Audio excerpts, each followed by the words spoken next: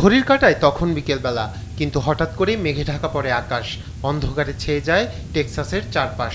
শুরু হয় দমকা বাতাস। কিছু বুঝে ওঠার আগেই 2 মিনিটের মধ্যেই লণ্ডভণ্ড আশপাশের এলাকা। স্থানীয় সময় রোববার প্রবল ঝড় আঘাত হানে টেক্সাস সহ যুক্তরাষ্ট্রের 4 অঙ্গরাজ্যে। ঝড়ে সবচেয়ে বেশি ক্ষতিগ্রস্ত হয়েছে উত্তর ডালাসের কুক কাউন্টি এবং টেক্সাস। স্থানীয় দমকল কর্মকর্তা বেশ কয়েকজনের মৃত্যুর তথ্য নিশ্চিত করেছেন। এ সংখ্যা আরও বাড়বে বলে আশঙ্কা প্রকাশ করেছেন ওই কর্মকর্তা। ভারী বৃষ্টিপাত ও বজ্রপাতে বাস্তুচ্যুত হয়েছে প্রায় 1.5 লাখ মানুষ।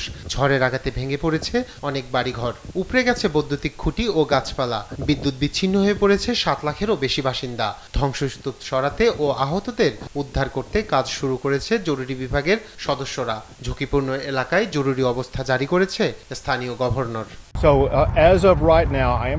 ঝড়ে বেশ কয়েকজন মানুষ প্রাণ হারিয়েছে। আমরা এই ঘটনায় মর্মাহত। এখানে আবারও শক্তিশালী ঝড় আসার সম্ভাবনা আছে, তাই 106টি কাউন্টিতে সতর্কতা জারি রাখা হয়েছে। এদিকে ঝড়ের ঘটনায় শোক ও সমবেদনা জানিয়েছেন যুক্তরাষ্ট্রের প্রেসিডেন্ট জো বাইডেন।